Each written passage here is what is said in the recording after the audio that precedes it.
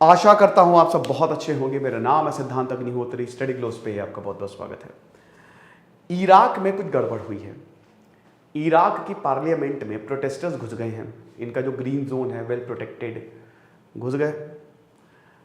ऐसे फोटो खिंचवाई है एकदम, जो टेबल नहीं है उसके ऊपर चढ़ के, लेट के, उल्टा लटक के ऐसे फोटो खिंचाई है। ये वो ऐसे यहाँ पे प्रोटेस्टर्स जो हैं वो घुस गए हैं। तो ऐसा क्यों हुआ है भाई? ये बगदाद का तहरीर स्क्वायर है और आप देख ही सकते हैं बगदाद इराक की कैपिटल है। Protest against corruption. अच्छा, ऐसा क्या करप्शन कर दिया, बात करेंगे, लेकिन उससे पहले हम बात करेंगे अपने टाइम मैनेजमेंट कोर्स की। तो इसको आपने अवेल किया कि नहीं? 31 जुलाई को एडमिशन बंद हो जाएंगे, तो बेटा फटाक से अवेल कर लो, इसमें देर मत करो। देर करना सही नहीं रहेगा, क्योंकि मैं आपको ऐसी घुट्टी देने वाला हूं जिससे आप वक्त को मैनेज करना सीख जाओगे। तो इसमें एक्सरसाइज लेक्चर्स सब होंगे। तो हम शुरू करते हैं। देखो पहले इराक का खेला समझो, ठीक है? इराक में क्या हो रहा है? इराक ईरान की बात करें तो ईरान आपको पता है एक शिया कंट्री है। ईरान सर क्यों बता रहे हो? मैं बता रहा हूं अभी थोड़ी देर में। शिया सुन्नी विवाद तो खैर मैं कई बार बता भी चुका हूं। तो ईरान एक शिया कंट्री है और इराक में भी भाई अच्छे खासे मतलब 50% के आसपास शिया पॉपुलेशन है। भाई देखो, अगर इराक की हिस्ट्री देखो तो शिया थे यहाँ पे। देन सद्दाम हुसैन को अमेरिका ने तो खड़ा किया था। सद्दाम हुसैन 1968 के करीब सद्दाम हुसैन ने टेक ओवर किया। डेट थोड़ी सी चेक कर लेना, वैसे सद्दाम हुसैन की बायोग्राफी मैंने कवर किया, देख लेना। सद्दाम हुसैन एक सुन्नी था। तो अब उसके बाद प्रॉब्लम होनी है, तो एक एक करके वो शिया को चलो बेटा किनारे चलो ऐसे करता गया। अब इसका भाई जो देखिए, दो व्यूज हैं यहाँ पे। एक बोलते हैं कि सद्दाम हुसैन के समय बहुत ही शांति रही, स्टेबिलिटी थी, भले वो डिक्टेटर था लेकिन स्टेबिलिटी थी। लेकिन भैया जो 1991 में वॉर हुआ, गल्फ वॉर, उसमें सारी प्रॉब्लम शुरू हो गई जबरदस्ती। भैया इराक ने कुवैत से कर्जा ले रखा था और इराक ने बोला नहीं चुकाएंगे, जो खड़ा ना उखाड़ा लो। ऊपर से कुवैत के ऊपर चढ़ाई कर दी। अब मूड खराब हो गया। उसके बाद फिर 35 कंट्री का कोलिशन बना अमेरिका के नेतृत्व में और सद्दाम हुसैन को हराया। उसके बाद क्योंकि सद्दाम हुसैन को अमेरिका ने ही खड़ा किया था, है ना? और उसके बाद हम ये देखते हैं कि अमेरिका और सद्दाम हुसैन के रिश्ते बिगड़ने लगे।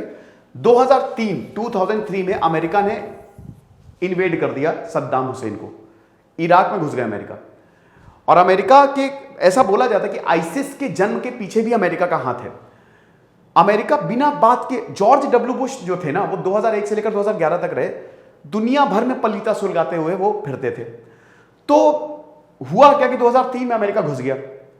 अब जब अमेरिका ने बोला, इराक के ऊपर यह आरोप लगाया सद्दाम हुसैन के ऊपर मास डिस्ट्रक्शन के वेपन्स हैं, तो इस बात को लेकर अमेरिका घुसा और 2011 तक रहा। इसी बीच सद्दाम हुसैन को फांसी पे चढ़ा दिया। मुझे कमेंट बॉक्स में बताओ कि सद्दाम हुसैन की फांसी कब हुई थी, कब मारा गया था उसे। तो 2011 तक अमेरिका रहा, फिर वो वापस चला गया, बोला कि अब सिचुएशन जो है सामान्य है। फिर बराक ओबामा आए। अब 2011 में ही जब अमेरिका वापस गया तो अरब स्प्रिंग होता है। अरब स्प्रिंग पे भी देखिए, मैं ये सारी चीजें अगर बताऊंगा तो 1-1 घंटे लगेंगे, लेकिन अब अरब स्प्रिंग आपको पता ही है, तुनीशिया में मोहम्मद बouazizi ने आग लगा ली करप्शन के खिलाफ और उसके बाद पूरी अरब कंट्री में रेवोल्यूशन सा आ गया। उसी में इराक में भी रेवोल्यूशन आया एक, और आईसिस का उदय होता है। अब आईसिस इराक में, सीरिया में फैल गया, दाइश। फिर 2014 में अमेरिका घुस गया कि भैया आईसिस का खतरा है इराक के ऊपर, हम घुस जा रहे हैं। और अभी तक अमेरिका इराक में है। देखिए, अफगानिस्तान से तो बाहर चला गया, लेकिन इराक से अमेरिका अभी तक बाहर नहीं। तकरीबन 2,500 के करीब सोल्जर्स हैं, ठीक है। अब 2014 में फिर से अमेरिका घुसा हुआ है। अब तो इराक मतलब आईसिस लगभग खत्म ही हो गया, लेकिन फिर से उभर रहा है। तो अब प्रॉब्लम ये हुई है कि इराक में कोई पर्टिकुलर गवर्नमेंट नहीं है, मतलब एक स्थायी सरकार नहीं है। तो इलेक्शन जो है वो होते रहते हैं। अब देखिए, ईरान जो है वो इराक के ऊपर नजर गड़ाए हुए है। अभी जो मामला हुआ है तो वो ईरान का ही है। कैसे? इराक में भाई देखो, पिछले साल अक्टूबर में इलेक्शंस हुए, तो अल खदीमी जो है अभी फिलहाल प्रधानमंत्री, केयर टेकर प्रधानमंत्री हैं। लेकिन जो अभी नॉमिनेशन हुआ है ना अल सुदामी का, तो बेसिकली वो कौन है? वो प्रो ईरानी है। आरोप ये लगे हैं कि भैया ईरान जिसको बैक करता है उसी के ही प्रधानमंत्री को खड़ा कर दिया गया है। अब यहां पे मुक्तदा अल सदर एक क्लरिक है, ठीक है, एक धर्मगुरु है, बड़े इन्फ्लुएंशियल है, बहुत इन्फ्लुएंशियल। 2015 में भी इन्होंने बहुत जबरदस्त प्रोटेस्ट किया था। तो इनकी बात इराक में बहुत लोग सुनते हैं।